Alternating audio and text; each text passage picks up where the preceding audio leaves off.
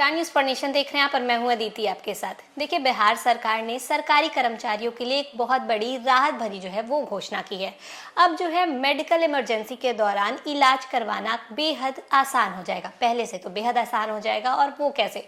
देखिए, जैसे जैसे समय बीत रहा है वैसे वैसे मेडिकल एक्सपेंसेस वो काफ़ी ज़्यादा बढ़ते जा रहे हैं। लेकिन अब जो भी बिहार के सरकारी कर्मचारी हैं उनको इस बात की टेंशन लेने की ज़रूरत नहीं है, क्योंकि उनके लिए अब बिहार सरकार ने खजाना खोल दिया है।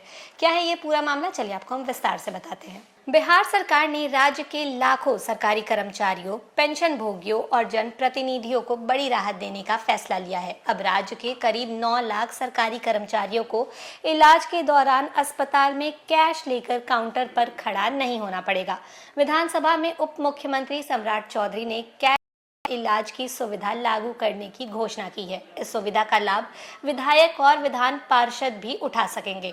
सरकार जल्द ही इसके लिए पूरी व्यवस्था तैयार कर स्वास्थ्य विभाग के माध्यम से इसे लागू करेगी। इस फैसले के बाद गंभीर बीमारी या मेडिकल इमरजेंसी की स्थिति में सरकार कर्मचारियों और पेंशन भोगियों को इलाज के लिए पैसों की चिंता नहीं करनी पड़ेगी। अब वे केंद्र सरकार की CGHS योजना के तर्ज पर बड़े अस्पतालों में बिना भुगतान किए इलाज करा सकेंगे। इससे पहले राज्य में स्वास्थ्य बीमा योजना लागू थी, जिससे इलाज के बाद खर्च की प्रतिपूर्ति की जाती थी। लेकिन इमरजेंसी के समय पहले पैसा जमा करने की मजबूरी कर्मचारियों के लिए बड़ी समस्या बन रही थी। विधानसभा में उस मुद्दे को भाजपा विधायक राघवेंद्र प्रताप ने उठाया। चर्चा के दौरान जाले विधायक जीवेश मिश्रा ने भी इस मांग का समर्थन किया। विधायकों की लगातार मांग के बाद उप मुख्यमंत्री सम्राट चौधरी ने कैशलेस इलाज की सुविधा को मंजूरी देने की घोषणा की।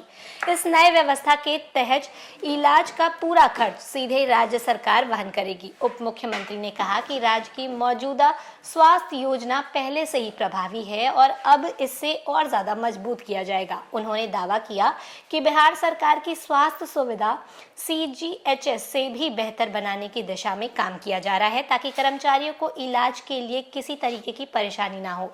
इस दौरान सम्राट चौधरी ने स्वास्थ्य व्यवस्था को लेकर एक और अहम घोषणा की। उन्होंने कहा कि सरकारी डॉक्टरों को किसी भी परिस्थिति में प्राइवेट प्रैक्टिस की अनुमति नहीं दी जाएगी।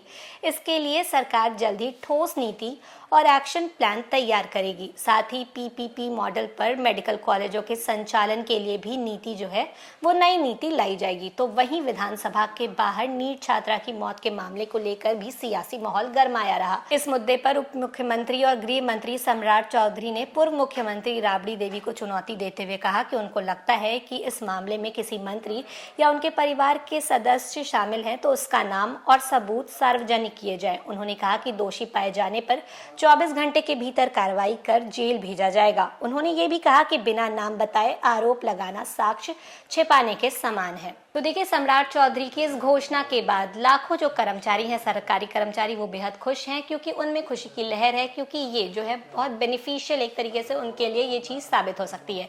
लेकिन ये कब लागू होगी, सबकी नजरें अब इस पर टिकी है। जब भी होगी हम आपको अपडेट करते रहेंगे। तो फिलहाल इस खबर में बस इतना ही। ऐसी ही तमाम जानकारियों के लिए बने रहे न्यूज़ फॉर नेशन के साथ। धन्यवाद।